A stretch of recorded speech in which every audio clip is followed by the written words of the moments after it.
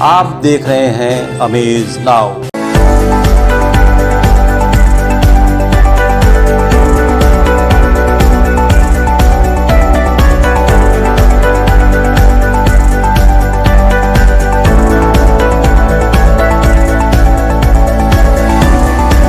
नमस्कार, मैं हूं अरविंद श्रीवास्तव। आप देख रहे हैं अमेज नाउ की खास पेशकश हेल्थ नाउ। आज हम आपके साथ लेकर आए हैं हड्डी रोग से संबंधित एक डॉक्टर, गोरखपुर से ही अस्थि रोग विशेषज्ञ MS है, आर्थो MS, अनुज कुमार गुप्ता।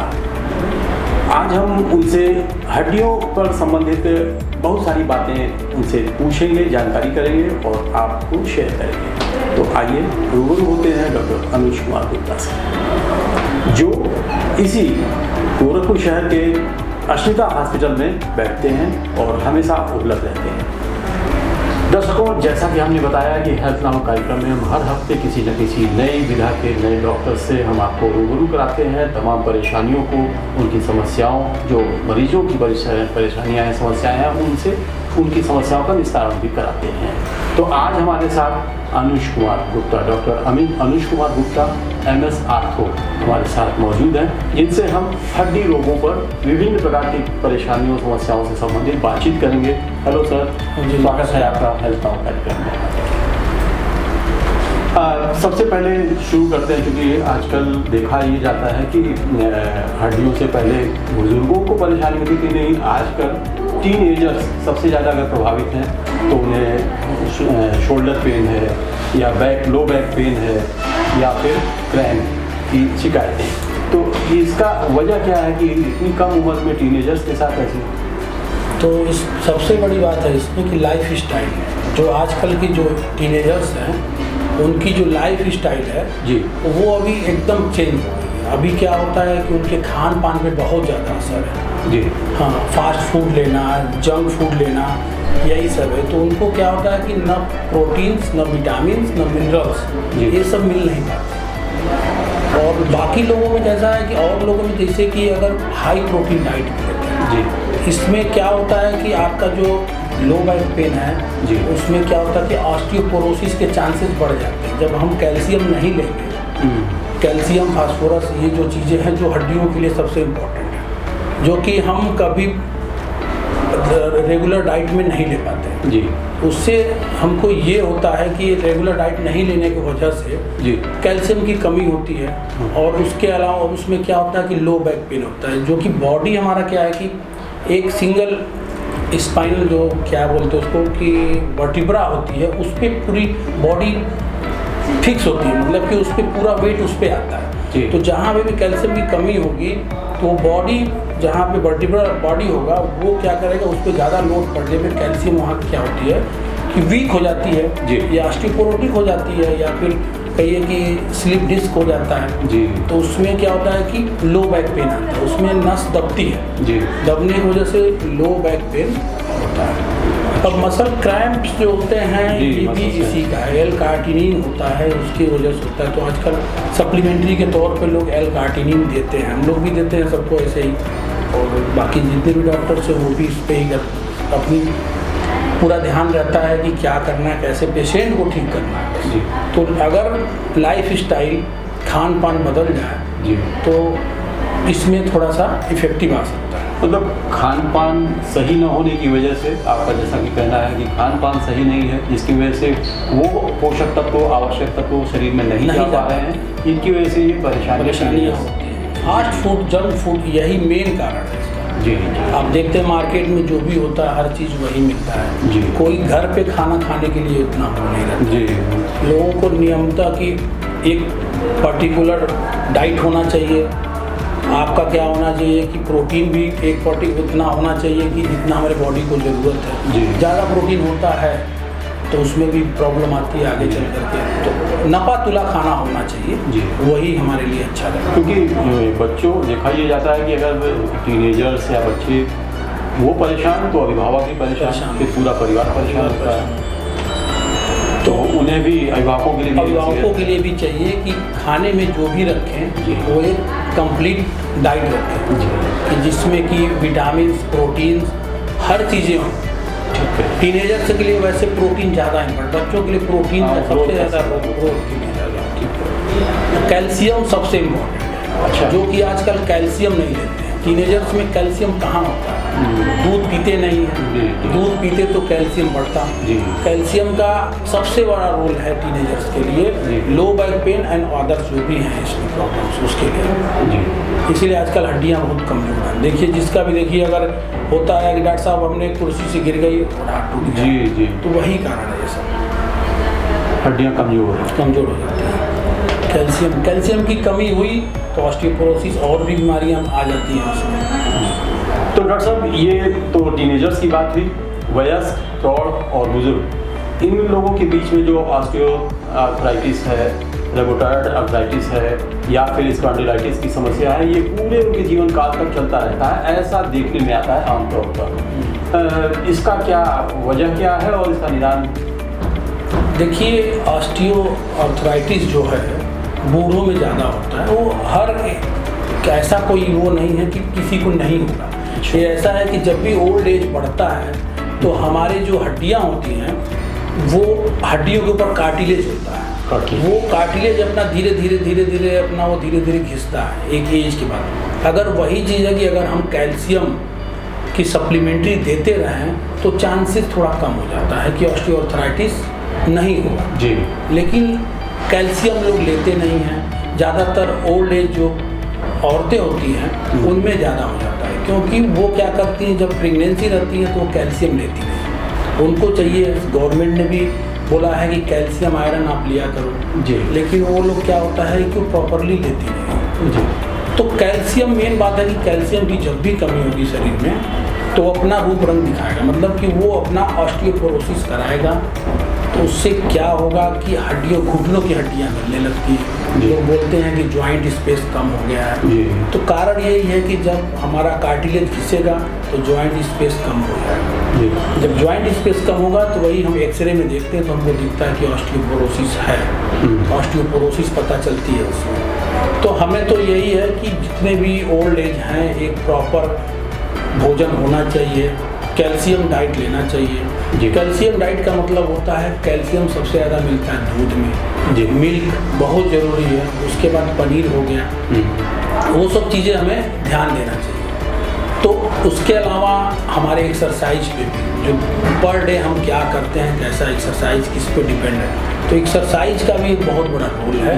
अगर हम एक्सरसाइज प्रॉपर करते रहेंगे तो हमें लगता है कि ऑस्टियोपोरोसिस कुछ कम होगा जी।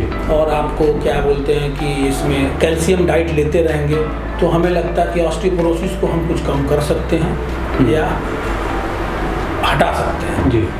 यही है कि ज़्यादातर ओल्ड एज में ही होता है। आपका जैसा कि हम लोग टीनेजर्स की बात कर रहे थे तो वहाँ भी कैल्शियम की बात आपने बताई थी और यहाँ पर भी कैल्शियम के साथ साथ एक्सरसाइजेस भी बहुत ज़रूरी है वयस्क हो, प्रौढ़, बुजुर्ग ऐसे लोगों के लिए। डॉक्टर साहब ये तो हो गई ओल्ड एजर्स की बात हो गई। कई बार ऐसा देखा जाता है कि मरीज चाहे किसी भी उम्र का हो, उसे कहीं भी दर्द है, अगर उनके शोल्डर्स में दर्द है तो वो परेशान है, उन्हें लगता है कि हड्डी में कोई क्रैक आ गया है या कहाँ से दर्द है, उनको परेशानी उनकी बनी रहती है और वो बहुत समय इसी में गुजार देते हैं, उनकी बीमारी पकड़ में नहीं आती और बाद में उन्हें पता चलता है कि वो एक्चुअली हड्डी का दर्द नहीं है, हड्डी की परेशानी नहीं है, वो कहीं और नर्व्स की परेशानी हो सकती है, मसल्स की हो सकती है। बहुत सारे ऐसे केसेस व्यवहारिक रूप में देखे गए हैं। तो एक्चुअली अगर शोल्डर का पेन है तो शोल्डर का पेन हम डिफाइन दो तरह से कर सकते हैं। एक क्या होता है कि अगर सर्वाइकल पेन होगा या तो सर्वाइकल होगा या तो जॉइंट पेन होगा। तो सर्वाइकल पेन जो आता है वो सर्वाइकल जो हमारी रूट होते हैं वहाँ से आता है जी। वहाँ से हमारा आकर के नीचे तक गया है। अगर सर्वाइकल पेन रहेगा तो उसमें क्या होगा, टिंगलिंग सेंसेशन रहेगा, मतलब कि उसमें झंझनाहट रहेगा। जॉइंट पेन जो होता है जैसे कि अब क्या बोलते हैं इसको कि शोल्डर जॉइंट हो गया, एल्बो जॉइंट हो गया, जॉइंट पेन भी होता है। जॉइंट पेन में क्या होगा, हमारा रेंज ऑफ मूवमेंट कम हो जाता है, जैसे कि आगे पीछे ऊपर नीचे जैसे भी करते हैं। और दूसरी बात क्या होता है, मसल पेन भी होता है जो कि यहाँ से ही जाता है। रोटेटर कफ मसल्स बहुत सारे हैं, वो अपना काम उस हिसाब से होता है। आदमी गिरता है तो इम्पीजमेंट हो जाता है, ये सब कारण उसके होता है। तो अब सीधा सीधा इसमें यही है कि अगर हमको डिसाइड करना है, अगर ये पता चले एक जनरल चीज़ कि लोगों को ये पता चले कि अगर हमारा सर्वाइकल है तो हमारा क्या होगा, यहाँ से गर्दन से शुरू होगा और हाथ तक रहेगा। जी। जॉइंट पेन रहेगा तो सीधा सा है कि शोल्डर जॉइंट होगा, तो जॉइंट से ही नीचे जाएगा। जी। दोनों में इतना ही फर्क है, एक दूसरे को मतलब हम समझ सका हूँ वो ये है कि अगर सर्वाइकल है जैसा कि आपने बताया है, तो सर्वाइकल है यानी कि वो नर्व से संबंधित है, और बाकी चीज़ें वो हड्डी या मसल्स की मसल हो गया या जॉइंट पेन हो गया। जी। ये सबसे है। जी।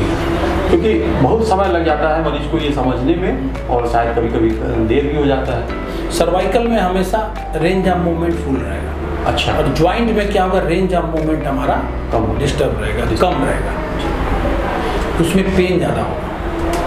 डॉक्टर साहब अभी आपने बताया, बड़ी अच्छी बात बताई, और बहुत ही ये रोचक होने के साथ साथ बहुत ही महत्वपूर्ण बातें हैं कि हड्डी का दर्द, हड्डी की परेशानी है, नर्व्स की परेशानी या मसल्स की परेशानी है, इसको जानना आवश्यक था। फिलहाल मल्टीपल जॉइंट पेन्स की अब बात करें, जो देखा गया है कि 35 साल, 40 साल, 45 साल के बीच के आयु वर्ग के लोगों में ये परेशानी कुछ ज़्यादा होती है। ये क्या है, क्यों है? मिडिल एज में ज़्यादा होती है। जी, मिडिल एज। एक्चुअली इसमें क्या होता है कि खान पान का इसमें भी बहुत बड़ा रोल है। अच्छा। इसमें भी वही है कि लाइफ स्टाइल अभी क्या है कि लोग हाई प्रोटीन डाइट लेते हैं। तो अब joint pain, multiple joint pain 2-3 तरह के होते हैं। जैसे कि एक होता है गाउट होता है। हाँ, उसमें क्या होता है, प्रोटीन डाइट बहुत ज़्यादा होता है। प्रोटीन डाइट जब ज़्यादा होता है तो वो हमारे शरीर में पूरी तरह से बाहर एक्सक्रीशन निकल नहीं पाता है, तो शरीर में स्टोर होने लगता है। तो ज्वाइंट का जो मेन क्या रहता है कि अगर यूरिक एसिड होता है, जो बाद में प्रोटीन आगे चल करके वो यूरिक एसिड बनाता है, यूरिक एसिड जो हमारे ज्वाइंट में जाता है वो एक दाने की तरह सब होता है। तो क्या करते हैं कि ज्वाइंट में जाकर के बैठ जाता है, जब निकल नहीं पाएगा तो बैठ जाएगा। अगर हमारी डाइट अगर जितना चाहिए उससे अगर हम डबल लेते हैं तो वो क्या करेगा कि ज्वाइंट में जाके बैठेगा। जब वहाँ बैठेगा तो वो क्या करेगा, ज्वाइंट पेन कराएगा। और जब ज्वाइंट पेन होगा तो वो बहुत पेनफुल होता है। अगर किसी भी दो ज्वाइंट के बीच में कुछ भी अगर ऐसा होता तो बहुत पेनफुल होता है। इसमें हम क्या कर सकते हैं कि इसमें मेन यही कारण है कि प्रोटीन डाइट हम नपातुला लें। जी। और वैसे तो अभी आजकल ज़्यादातर मिडिल एज में ये प्रॉब्लम आ रही हैं। एक चीज़ और क्लियर होना चाहेंगे, जैसे आपने बताया कि हाई डाइट होने की, हाई प्रोटीन डाइट होने की वजह से, इंटेक होने की वजह से ये प्रॉब्लम आती है। और फिर अभी आपने गाउट की बात की, तो सारे केसेस गाउट के ही होते हैं जिसमें वो ज्वाइंट मल्टीपल ज्वाइंट पेन्स होते हैं? नहीं, अलग भी होते हैं। Multiple joint pain rheumatoid arthritis भी एक होता है। जी। एक मल्टीपल ज्वाइंट पेन गाउट होता है। गाउट का मतलब होता है हाई प्रोटीन डाइट। अच्छा।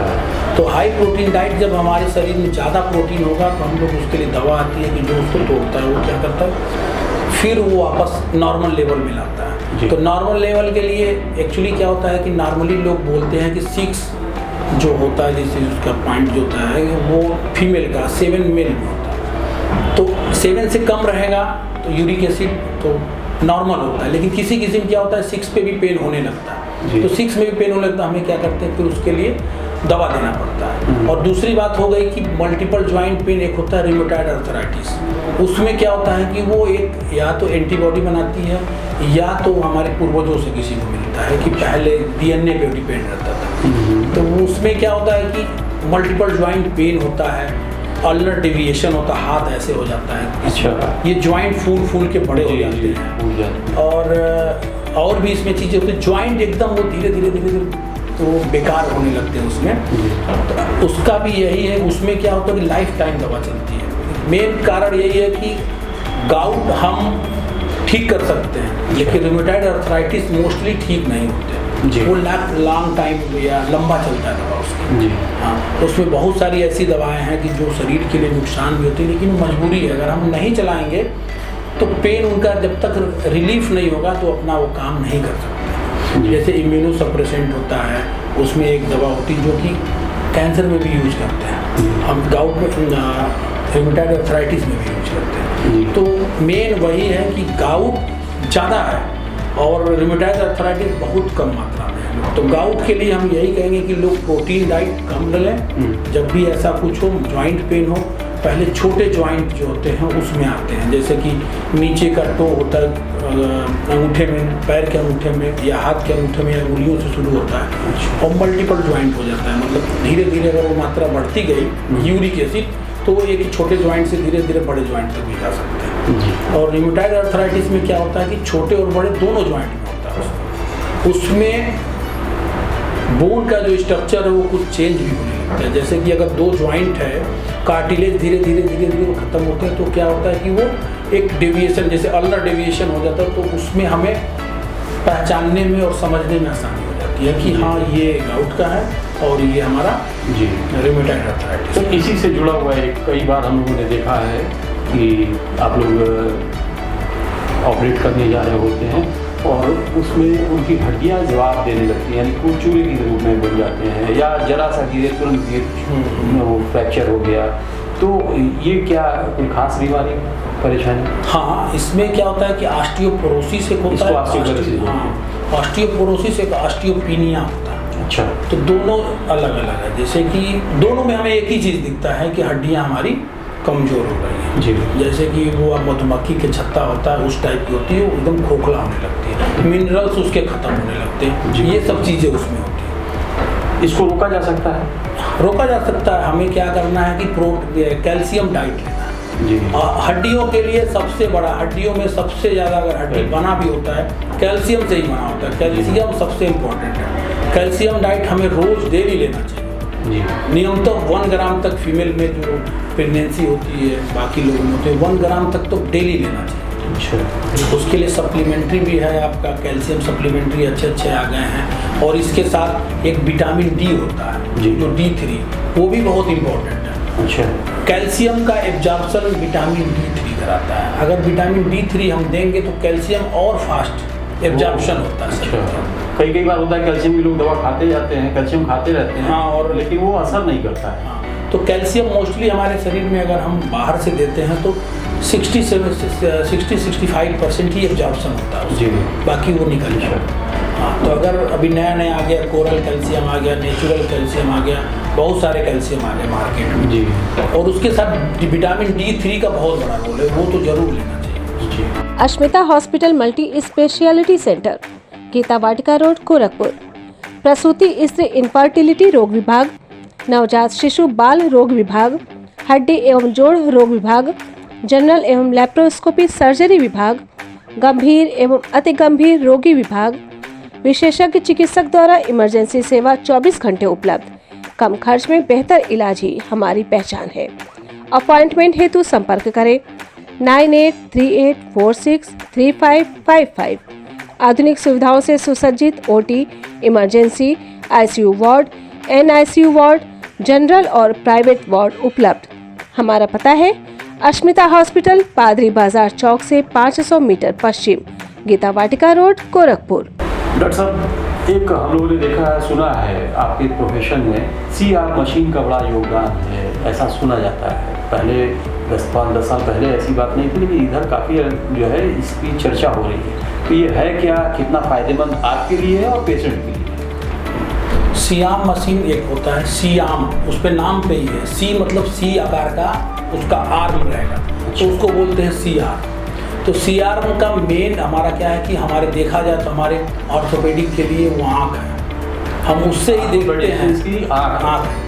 तो उसमें ही हम देखते हैं कि हमारी हड्डियाँ, एक्चुअली पहले क्या होता था कि कोई भी ऑपरेशन के लिए हमें बड़ा चीरा लगाना पड़ता था, हमें पूरा ओपन करना पड़ता था, तो उसमें बहुत परेशानियाँ आती थी। कभी कभी पता चलता था कि उसमें नर्व कट गया, कभी कभार पता चला कि आर्टरी कट गई, कभी ऐसा लगा कि वेन्स कट गई। वेन्स कटेगी तो ठीक है, लेकिन आर्टरी जब नर्व कटती है तो फंक्शन ही नर्व पे हमारे हाथ में, पैर में, कहीं पे भी होता है।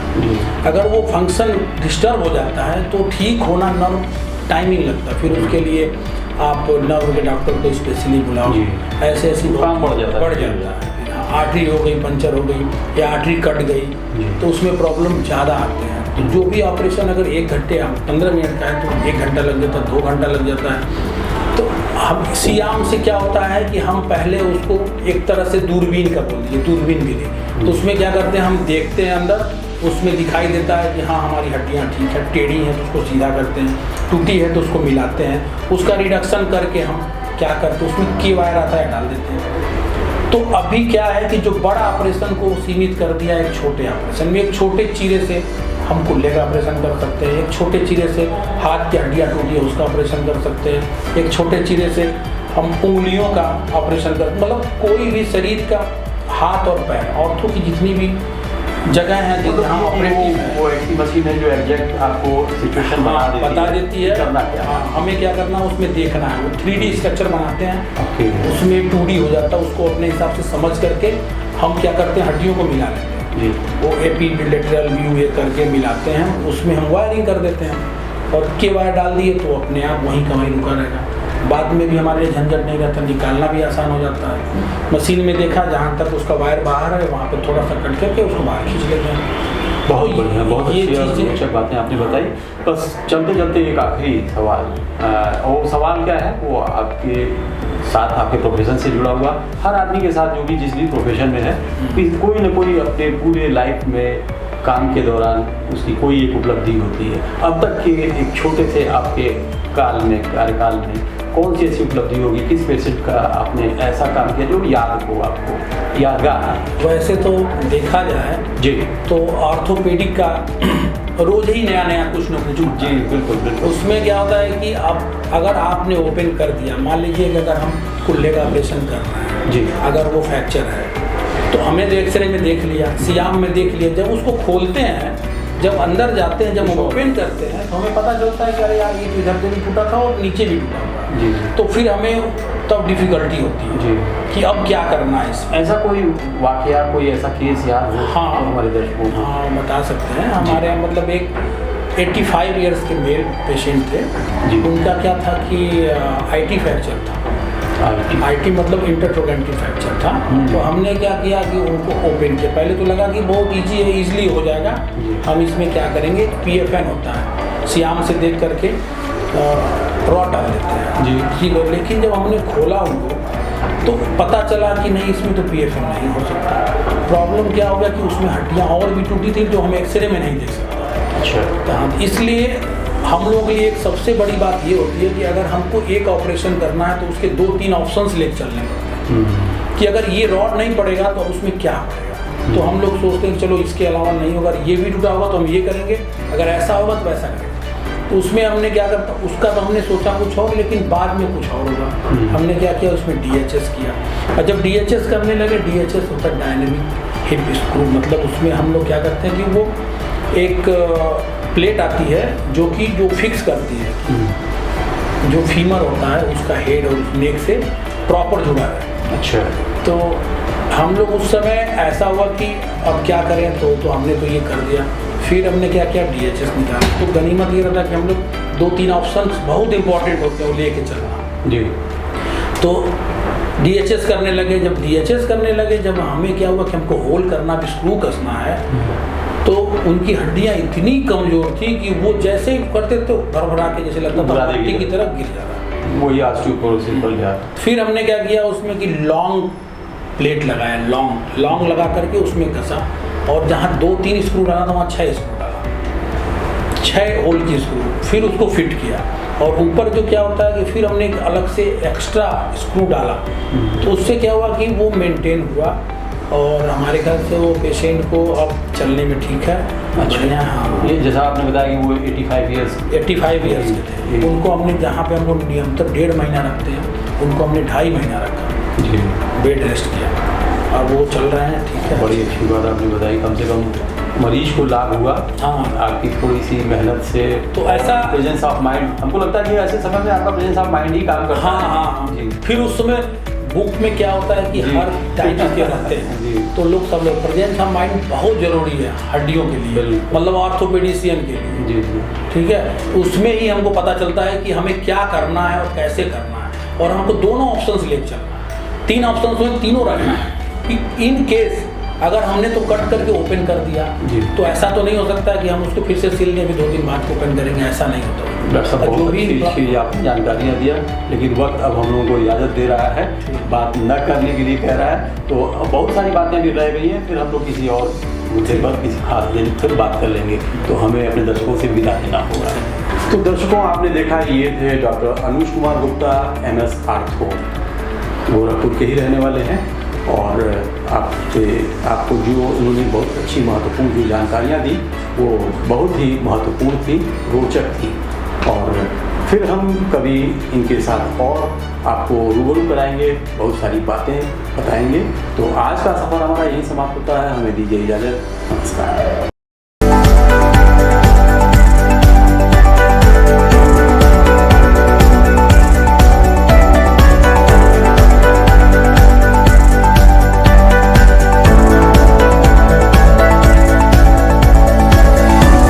Chhapariya diabetes and thyroid centre, Chhaparia hospital, Betiahata, Gorakhpur.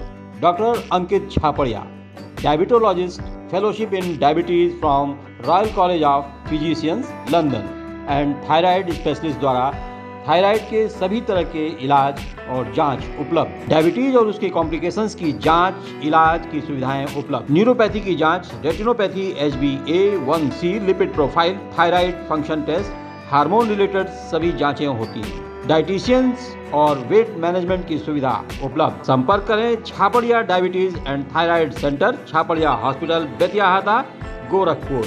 Mobile number 8409967738 और 05517960130130।